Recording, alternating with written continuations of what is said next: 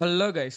RCB இந்த மேட்ச்க்கு வரதுக்கு முன்னாடியே பார்த்தீங்கன்னா, ஒரு லாஸோட வந்தாங்க. ஜிடி கிட்ட ஹோம்லயே அடி வாங்கியிருந்தாங்க. மும்பை எல்லா மேட்ச்லயும் நல்லா தான் விளையாடுனாங்க. பட் என்னவோ தெரியல அவங்க டீம் காம்பினேஷன்ல ஏதோ ஒண்ணு மிஸ் ஆகுது. சரி இந்த மேட்ச் நல்லா ஆடுவாங்க. பும்ரா வேற இன்க்ளூஷனோட வந்திருந்தாரு. நாங்க பவுலிங் பண்ணிக்கிறோம் அப்படின்னு சொன்னாங்க டாஸ் வின் பண்ணி.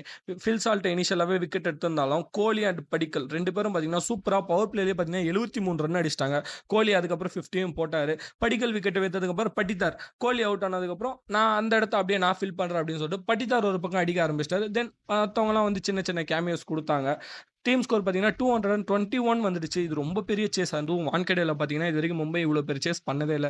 சரி பண்ணுவாங்க. இவங்களோட பேட்டிங் டெப்த் இருக்குன்னு பார்த்தீங்கன்னா, Rohit Sharma again left arm fast bowler Yash தயாலுக்கு அவுட் ஆனார். சூப்பரான கேப்டன்சி பட்டிதார் கிட்ட இருந்து. அண்ட் டக்கு டக்குன்னு பார்த்தீங்கன்னா, டாப் ஆர்டர் விக்கெட்ட விட்டாங்க. சூரியகுமார் ஏதோ ஒரு ஸ்லோவான இன்னிங்ஸ் தான் ஆனாரு. திலக் வர்மா அந்த ஹர்திக் பாண்டியாங்க சூப்பர்பா அதுவும் பழைய ஹர்திக் பாண்டியாவை பார்த்த மாதிரி இருந்துச்சு. கிட்டத்தட்ட 8 பாலுக்கு 32 ரன் 450 ஸ்ட்ரைக் ரேட்ல ஆடிட்டு இருந்தாரு.